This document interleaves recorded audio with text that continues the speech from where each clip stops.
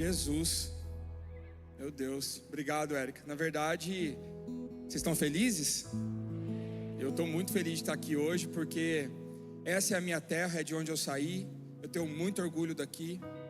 Morar hoje nos Estados Unidos foi uma bênção, né, que Deus proporcionou para a minha vida. E eu não sabia que eu ia ter que sair da minha terra natal para eu poder conhecer o lugar onde eu ia ficar mais feliz ainda, que é a Poema, lá do outro lado do mundo, sendo que a Poema é daqui, né? Eu nasci, cresci aqui, vi a Poema nascer, sempre ouvi falar da Érica, sempre ouvi falar do Leandro, com excelentes referências. A gente já teve para se encontrar várias vezes e nunca deu certo, porque o Leandro disse no primeiro encontro comigo que tudo tem o tempo certo, que é o tempo de Deus, e eu tenho certeza que foi assim. Para eu contar minha história para vocês, eu preciso começar falando da minha esposa. A minha esposa sempre foi uma mulher de muita fé. Nós nascemos e crescemos sob a fé católica. E não tem um dia sequer, nesses 22 anos que eu estive com ela, que eu não me recorde de ver a minha mulher orando. Podia estar acontecendo qualquer coisa na minha casa, qualquer coisa, qualquer festa, qualquer celebração. A gente podia estar numa viagem, por exemplo. Ela sempre pedia licença e ia para o quartinho dela, abria a Bíblia e fazia a oração dela, sempre, sempre. E eu tenho muita vergonha de contar o que eu vou contar para vocês agora, porque muitas vezes eu olhava para aquilo e falava assim: mas você vai perder seu tempo 1 hora lá, tem roupa para você dobrar, tem coisa para você fazer, tem casa para limpar, depois você reza rapidinho antes de dormir, ali na cama mesmo e tal. E ela: você pode me dar licença, por favor, que eu vou ter o meu tempo? E foi exatamente nessas práticas que um dia, ela tentando estudar a palavra com mais profundidade, ela começou a sentir um incômodo. Ela começou a ver que ela precisava mudar algumas coisas, e ela começou a sentir uma inquietação.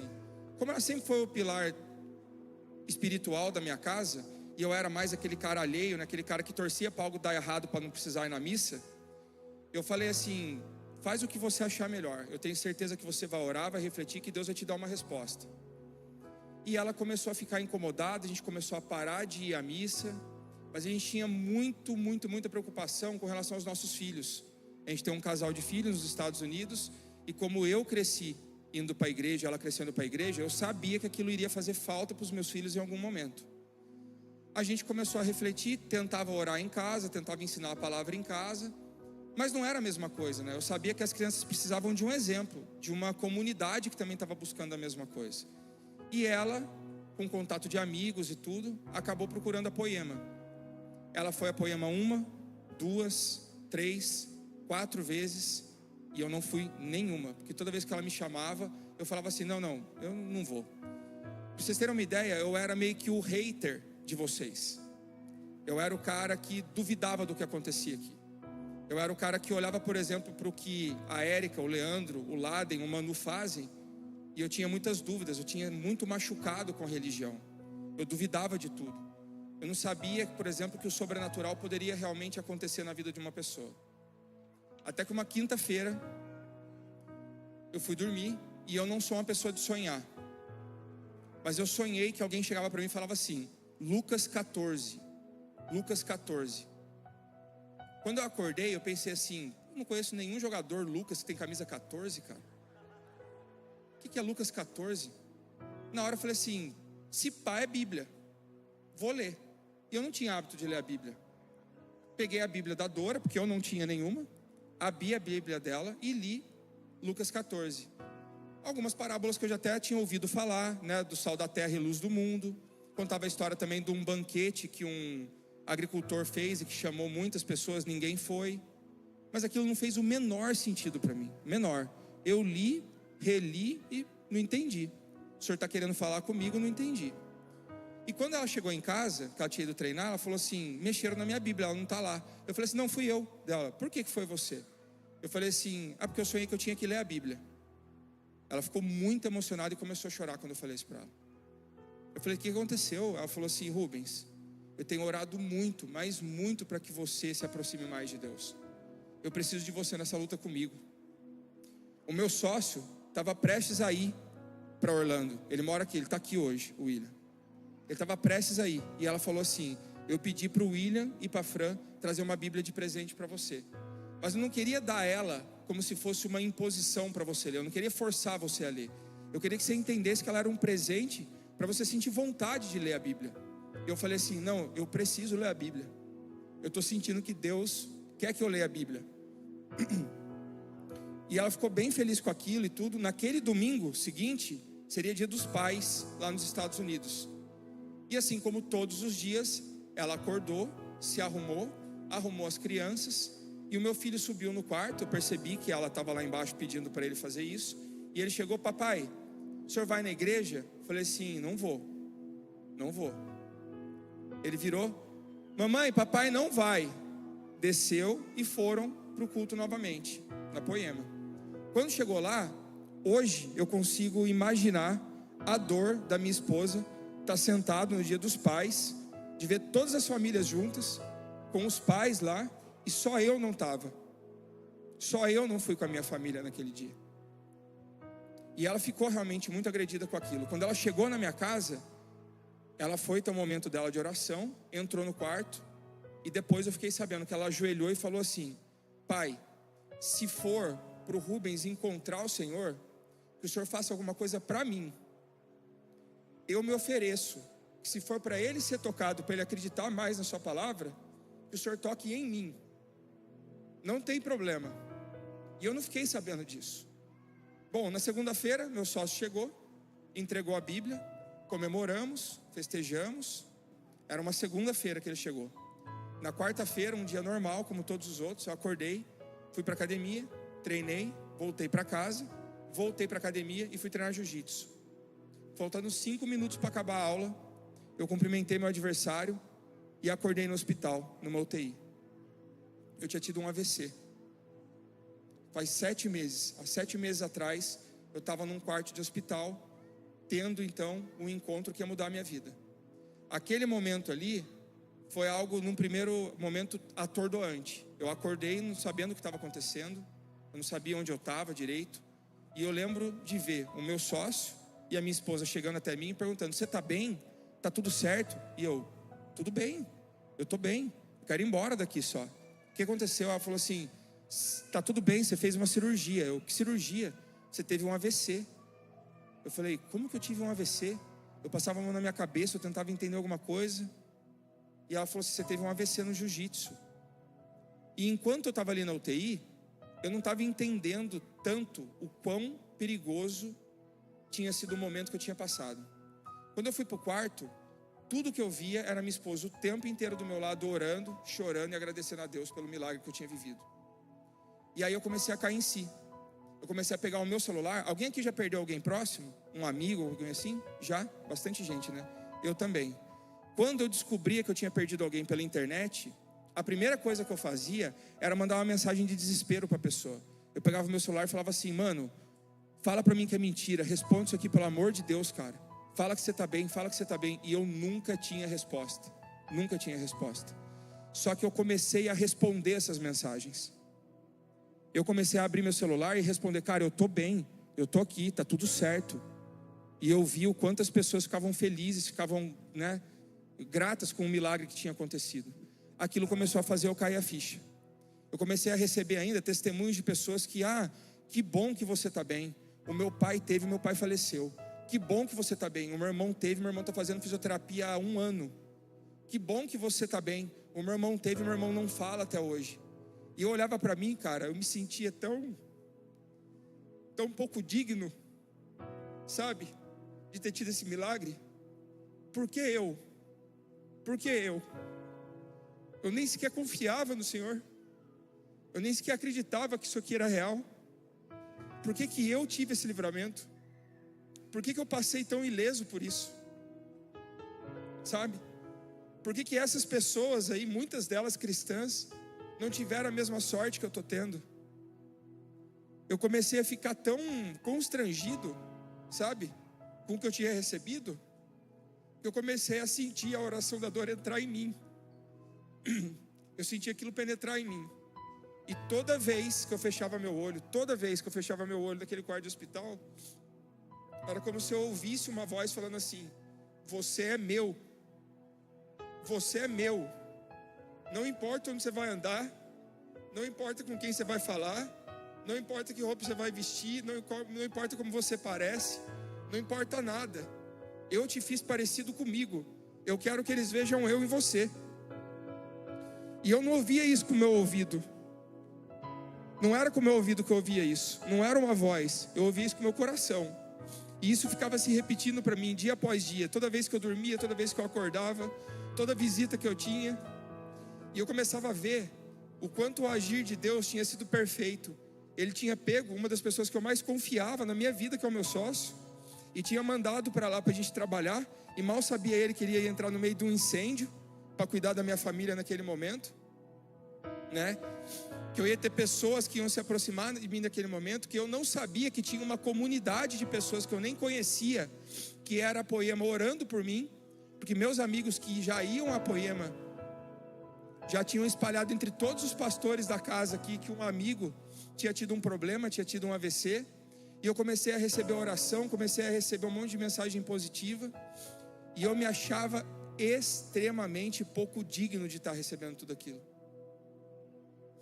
Eu orava, tentava refletir e não encontrava uma resposta para aquilo. Quando foi no domingo, foi o único momento que a minha esposa não esteve comigo, porque ela deixou o hospital para ir no culto. Quando ela chegou no culto, ela foi extremamente bem cuidada. As pessoas oravam com ela, pediam para ela ter fé, que tudo ia ficar bem. E eu estava bem, Como vocês podem ver, eu acho que eu estou bem. Eu estou normal? Estou, né? Que bom. E eu estava me sentindo realmente assim, tocado por aquilo. Ela mandou o link da Poema para mim. Eu falei assim, eu vou assistir esse culto hoje. Eu cliquei naquele link, entrei, assisti a pregação. Foi excelente a pregação, mas o culto não me pegou. Sabe quando você vem e a palavra parece que é para você? Parece que o cara falou assim, hoje eu preparei algo que eu estou falando com você. Não foi para mim. Mas estranhamente, eu percebi que eu tinha que estar naquele lugar. Naquele lugar. Não é que eu tinha que sair e procurar uma igreja, eu tinha que estar naquele lugar. Quando ela voltou para o quarto do hospital, ela perguntou para mim, você assistiu o culto? Eu falei, eu assisti. Domingo que vem eu vou para a igreja com você. Ela chorou num nível de satisfação que talvez eu não tenha visto ela chorar nem no nosso casamento. Parece que aquela alegria que ela sentiu ali foi uma alegria maior do que qualquer título que ela já tenha vencido. Ela é uma atleta profissional. Do que qualquer momento que ela tenha vivido. Parece que ela desejava tanto que eu tivesse nessa luta com ela, que só de eu falar que eu ia para a igreja com ela já tinha ficado realizada, sabe? E foi exatamente o que aconteceu. Quando eu fui no domingo lá, aí sim, meu amigo, aí parece que o Leandro preparou um tiro de sniper no meu coração. Porque toda a inquietação que eu tinha, toda a dúvida que eu tinha enquanto eu estava no quarto do hospital, me perguntando por que eu, Deus? Por que eu? Por que o Senhor me fez passar ileso por isso? Eu ganho a minha vida como um comunicador há muito tempo, pessoal. Eu trabalho com rede social, eu fui palestrante, fui professor. Eu sempre trabalhei fazendo isso, ensinar as pessoas. E por que um AVC, que é exatamente o que destrói sua função cognitiva, sua função de lucidez, sua função de fala, de comunicação, tinha passado por mim e não me deixado essas sequelas? Foi exatamente a palavra do Leandro naquele dia. A palavra dele dizia assim, você está esperando o que para você pregar? O que você está esperando para você pregar? Um palco? Uma luz voltada para você? Um microfone na sua mão? Prega para o seu irmão, prega para a sua esposa, prega para o seu companheiro de serviço, prega em qualquer lugar, cara, porque a palavra só fala sobre isso, e de pregar o evangelho. E eu estava entendendo que esse dom que Deus me deu, de me comunicar, de poder ter uma audiência, das pessoas falarem comigo, Ele não me deu para que eu ficasse famoso, Ele não me deu para que eu ficasse popular, para massagear o meu ego. Ele estava me preparando porque esse testemunho tinha que ser contado para a honra e glória dele, porque a audiência que Ele me deu é para eu usar falando dele. Eu não sou pastor, eu não sou um líder religioso, eu sequer tenho profundidade da palavra como essas pessoas que estão aqui têm, mas eu tenho a minha experiência de vida hoje para compartilhar para vocês e falar que aquele pedido da Dora lá, ajoelhada, quando ela falou que faz alguma coisa em mim para ele ser tocado, e muita gente acha que, olha como ele foi legal, né? Ele mandou para você, para poupar ela. Não, eu não senti dor. Toda a dor quem sentiu foi ela. Foi ela. Porque eu me recordava no quarto de hospital, quando meu pai faleceu, de chegar em casa e ver a minha mãe falando assim: filho, as roupas do seu pai estão aqui, os perfumes dele estão aqui, pode pegar o que você quiser. E ela estava em prantos, ela estava derrubada, ela tinha perdido o amor da vida dela naquele momento, e ela tinha que desfazer dos bens dela. Eu ficava pensando: se eu morrer, a minha mulher vai entrar por anos aqui no meu closet, no meu quarto, e vai ver coisa minha. Isso aqui vai ser uma dor que vai doer nela por anos. Meus filhos têm 4 e 2 anos. Eles vão perguntar todo dia: cadê meu pai? E ela vai ter que, de uma forma lúdica, explicar para eles que o pai dela não vai voltar mais. Aquilo me deu a real conjuntura de que quem sofreu foi ela mesma. Então Deus não poupou ela, Deus mandou para ela o pedido dela. A gente às vezes pede para Deus que seja feita a sua vontade, mas você está preparado para que Deus faça a vontade dele de fato? Porque às vezes a vontade dele, soberana a sua, pode trazer num momento dor, para fazer você entender que o seu propósito é muito maior. Eu queria agradecer hoje a presença de vocês aqui. Eu espero que o meu testemunho possa ter tocado a vida de vocês. Eu queria chamar o Manu, queria inclusive pedir que ele pudesse orar comigo aqui nesse momento.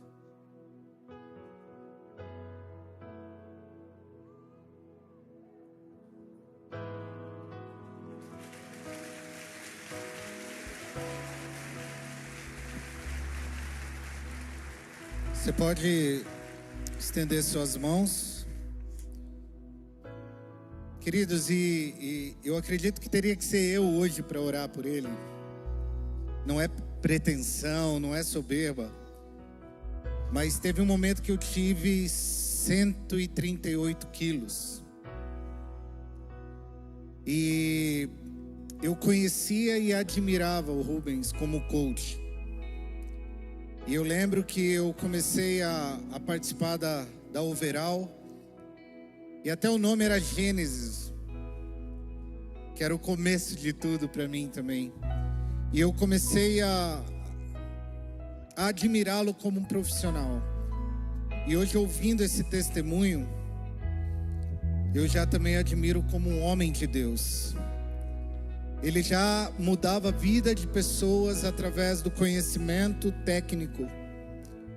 E agora começou uma nova etapa na vida dele, em que você vai tocar as nações, pelo que você vai carregar e carrega já desde já. E nós vamos orar por ele, estenda as suas mãos.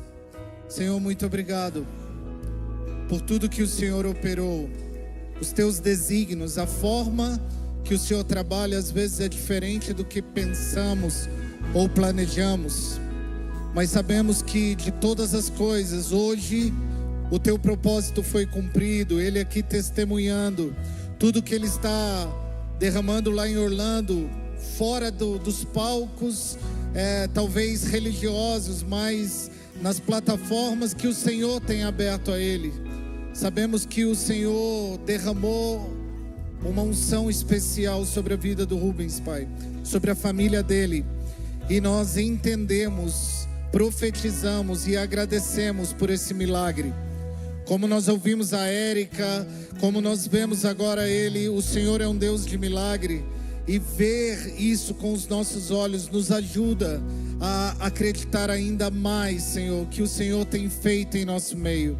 Que teu filho voe alto, Senhor, que a família dele alcance lugares maiores na tua presença.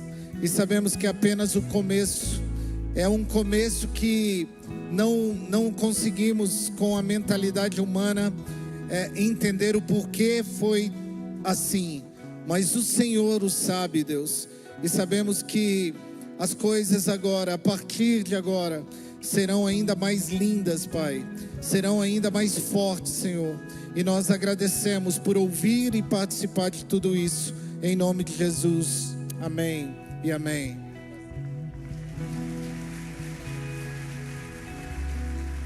E pessoal, obrigado mais uma vez. Como eu disse, isso aqui tem um significado muito grande para mim. E homens, prestem atenção no que eu vou falar agora para vocês. Se dentro da casa de vocês tem uma mulher de joelho, você já tem tudo que você precisa. Tudo que você precisa já está dentro da sua casa. Se a sua mulher está de joelho, dê atenção e agradeça pela vida dela, porque você já tem tudo que você precisa. Foi a minha esposa que me trouxe aqui nesse lugar hoje, e eu devo isso a ela também, tá? Obrigado.